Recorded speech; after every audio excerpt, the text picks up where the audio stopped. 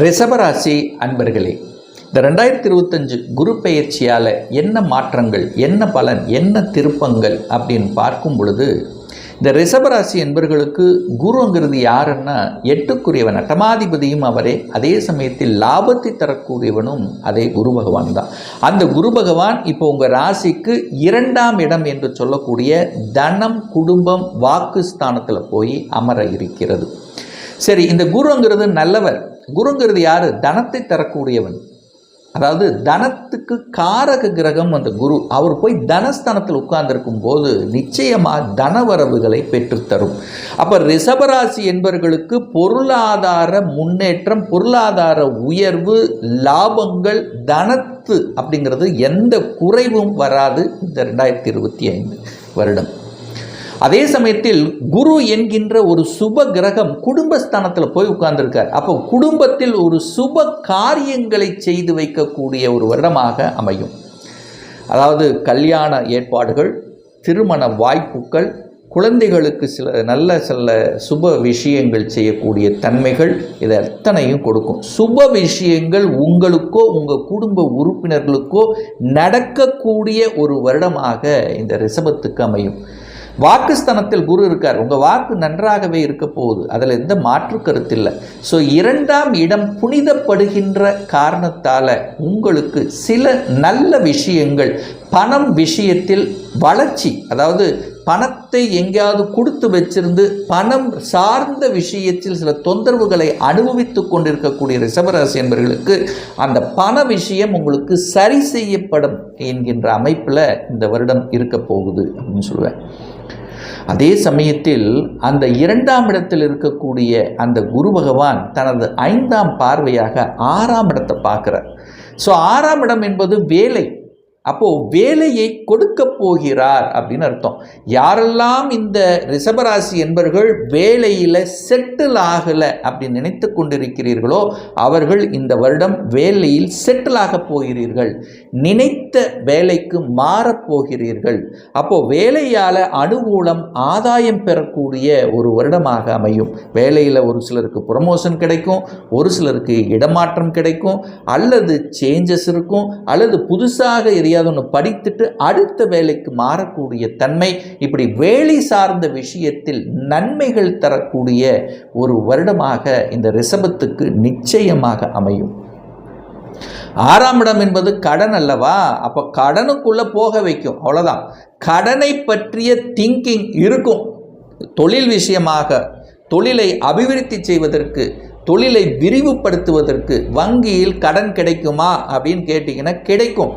கடன் என்கின்ற தன்மையின் மூலமாக நீங்கள் உங்களுடைய பலத்தை பெருக்கிக் கொள்ளக்கூடிய அமைப்பு, அல்லது சுப விஷயத்துக்காக கடனை வாங்குவீங்க. என்ன? குழந்தைகளினுடைய படிப்பு விஷயத்துக்காக கடனை வாங்குவீங்க, அல்லது குழந்தைகளினுடைய திருமண விஷயத்துக்காக ஒரு கடனை வாங்குவீங்க, அல்லது நீங்கள் ஆசைப்பட்ட ஒரு வீடு வாங்கணும், ரொம்ப நாளாக ஒரு வீடு வாங்குறதுக்கு ஒரு கடனை வாங்கணும், கடனை வாங்கி வீட்டை வாங்குவீங்க. கடனின் மூலமாக அனுகூலம், ஆதாயம்.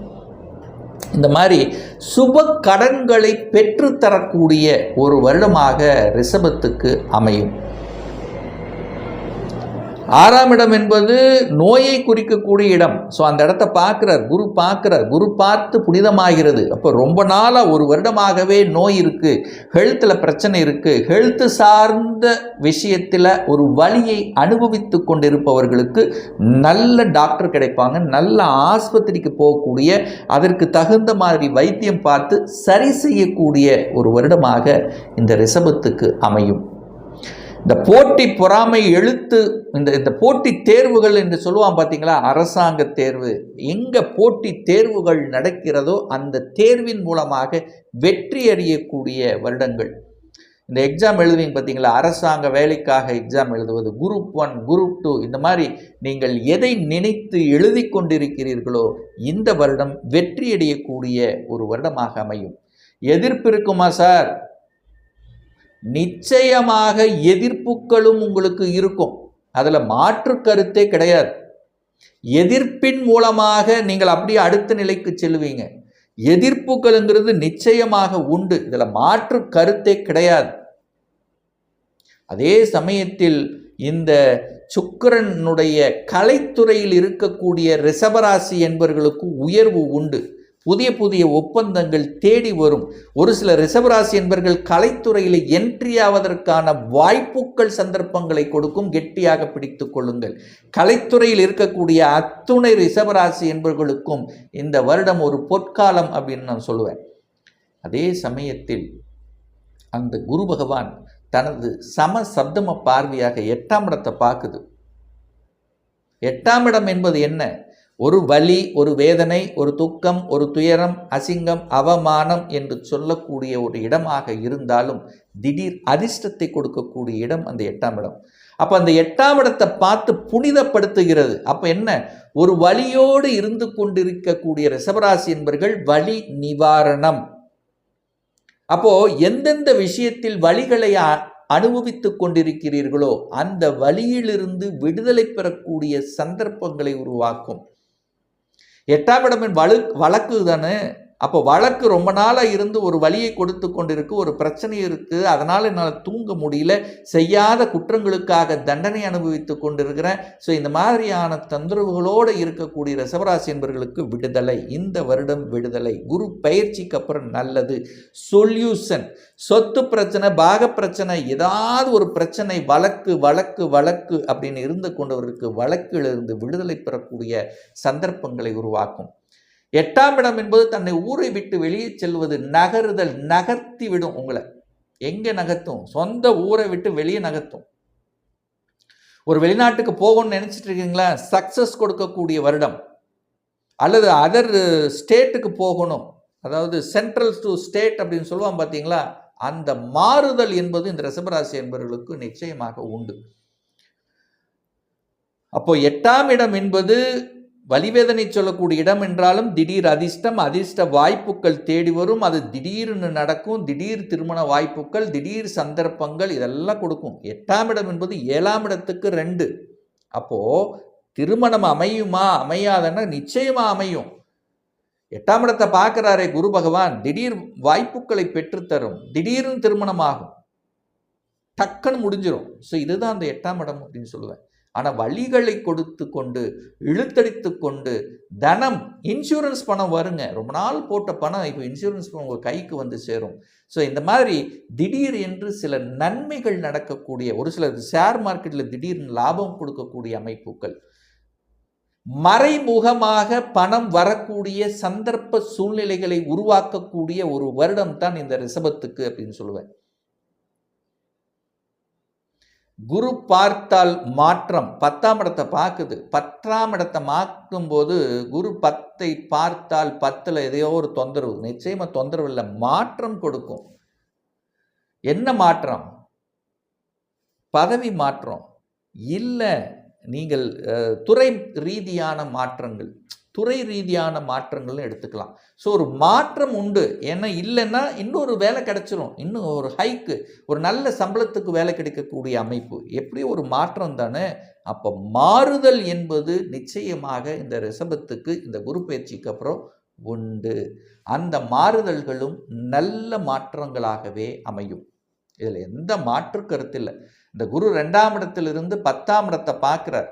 10 என்பது தொழில், 10ஆம் இடம் என்பது கௌரவத்தை கொடுக்கக்கூடிய இடம், 10ஆம் இடம் என்பது பட்டம் பதவியை குறிக்கக்கூடிய இடம். ஸோ பட்டம் பதவி கௌரவம் தேடி வரக்கூடிய ஒரு வருடமாக இந்த ரிஷபத்துக்கு அமையும்.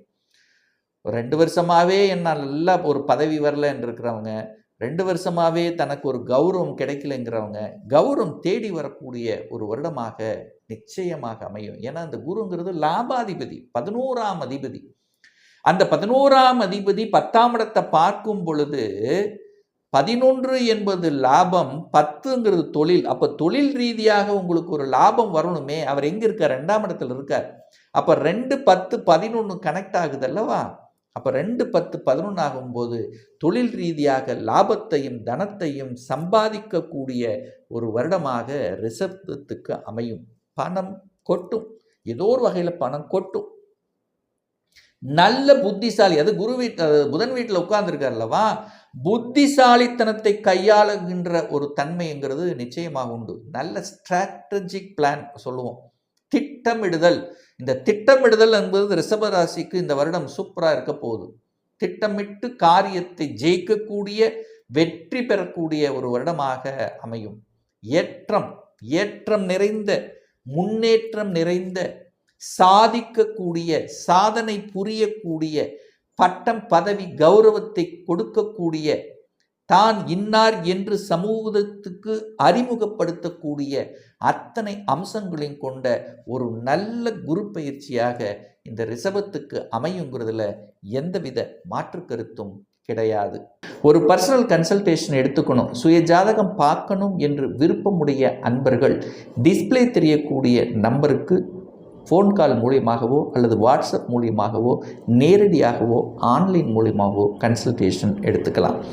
நம்முடைய அலுவலகம் கோயம்புத்தூரில் அமைந்துள்ளது. அதாவது கோயம்புத்தூரிலிருந்து மேட்டுப்பாளையம் செல்லும் வழியில் வெள்ளக்கிணறு பிரிவு பக்கத்தில் அன்னபூர்ண ஹோட்டலுக்கு அருகில் அமைந்துள்ளது. பிரியர் அப்பாயின்மெண்ட் வாங்கிட்டு நேரடியாகவே கன்சல்டேஷன் எடுத்துக்கலாம். ஆன்லைன் மூலமாகவும் கன்சல்டேஷன் எடுத்துக்கலாம். உங்கள் வாட்ஸ்அப்பில் உங்கள் பெயர், தற்போது வசிக்கும் இடத்தை குறிப்பிட்டு கன்சல்டேஷன் எடுத்துக்கலாம். நிச்சயமாக இந்த பதிவு ஏதாவது ஒரு ரூபத்தில் உங்களுக்கு யூஸ்ஃபுல்லாக இருக்குங்கிறதுல எந்தவித மாற்று கருத்தும் கிடையாது.